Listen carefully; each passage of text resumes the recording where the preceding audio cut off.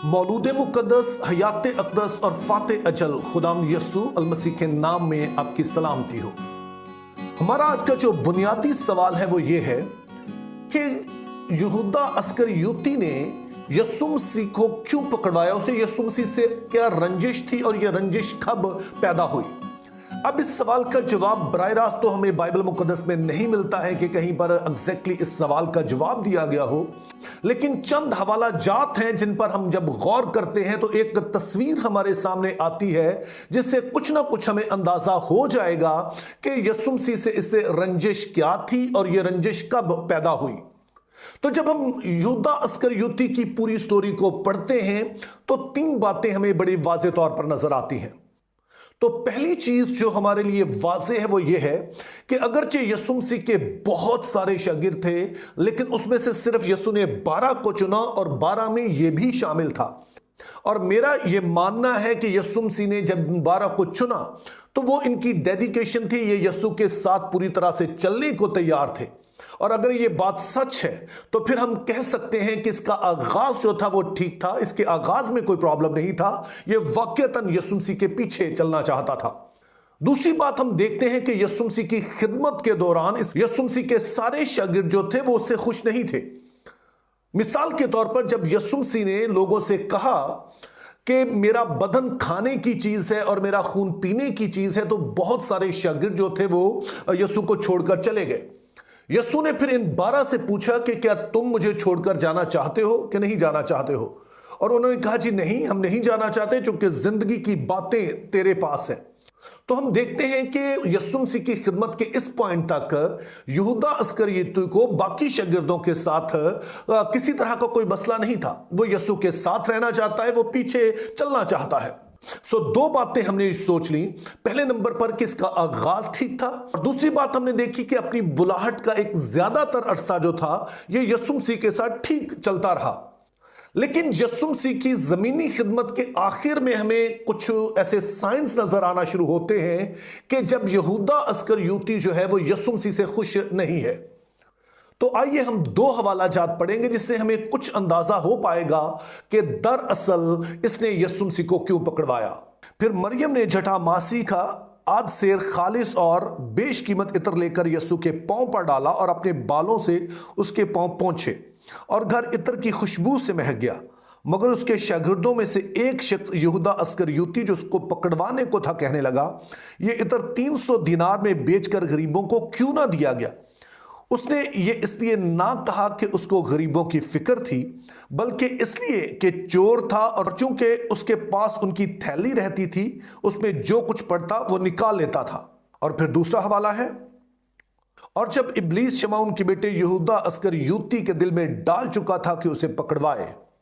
अब यहां पर दो बातें हमें बड़े ही वाज़ेह तौर पर बताई गई हैं। पहली बात हमें यह बताई गई है कि जो यहूदा अस्करियोती था वो उस वक्त खुश नहीं हुआ जब मरियम ने यसू मसीह पर इत्र डाला, और उसकी वजह भी हमें बताई गई कि उसके इस नापसंदीदगी की वजह यह थी कि वो चाहता था कि ये पैसे दरअसल यसू पर खर्च होने की बजाय ये जो है इस थैली में पड़े जिसमें लोग अपने हदिया जा देते थे। और उसका सबब यह था कि वो चाहता था कि उसको निकाल ले। यूं जो पहला हमें इसके किरदार में खामी नजर आती है वो ये है कि ये एक चोर है और ये पैसे का लालची है। इस बात से हमें अंदाजा होता है कि इसके किरदार की जो खामी है वो यस्सु की मोहब्बत से कहीं बढ़कर थी। तो ये पहली बात है जो आपने ज़हन में रखनी है। और दूसरी बात हमें यह पता चलती है कि इब्लीस इसके दिल में यह बात डाल चुका था। सो इसकी जिंदगी में इब्लीस काम कर रहा था जिसके सबब से यह यीशु मसीह को पकड़वाने के लिए तैयार है। लेकिन हम पूछ सकते हैं कि यह कैसे मुमकिन है कि यीशु साथ हो और उसके बावजूद कोई इब्लीस के चुंगल में आ जाए, उसके वरगलाने में आ जाए। और यहां पर एक बहुत ही अहम नुक्ता है जो हमने समझना है। मेरे अजीजों, हमने याद रखना है کہ इब्लीस किसी को भी जबरदस्ती आकर जो है वो मजबूर नहीं कर सकता है। किसी भी बात के लिए इब्लीस ऐसा नहीं कर सकता कि हमसे कोई जबरदस्ती गलत काम करवाए। इब्लीस का जो तरीका है कि वो सिर्फ वर्गलाता है। फैसला हमने करना होता है कि हम उसकी बातों में आएंगे या नहीं आएंगे। इसकी मिसाल आपको आदम और हवा से मिलती है कि इब्लीस ने आकर सिर्फ उन्हें वर्गलाया, उन्हें जबरदस्ती उन्हें फल नहीं खिलाया, बल्कि सिर्फ वर्गलाया, खुदा के बारे में कुछ गलत बातें उनके दिल में डाली और वो उसके इस वर्गलाने में आ गए, उसके बहकावे में आ गए।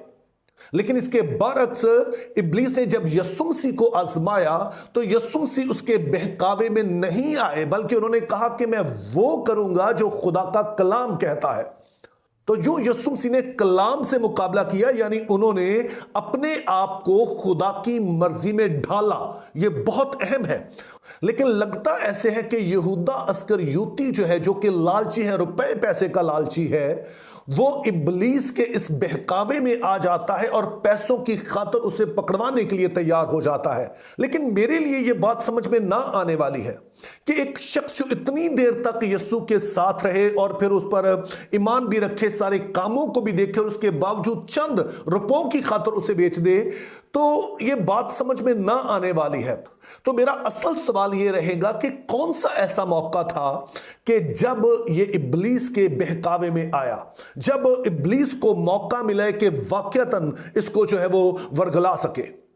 मेरे ख्याल में यह मौका उस वक्त आया जब पतरस ने इकरार किया कि तू जिंदा खुदा का बेटा मसीह है। यीशु मसीह ने कहा तूने ठीक कहा है, और उसके बाद हम देखते हैं यीशु अपनी मौत का जिक्र करते हैं, और जब मौत का जिक्र करते हैं तो पतरस उन्हें अलग ले जाकर मुलामत करता है।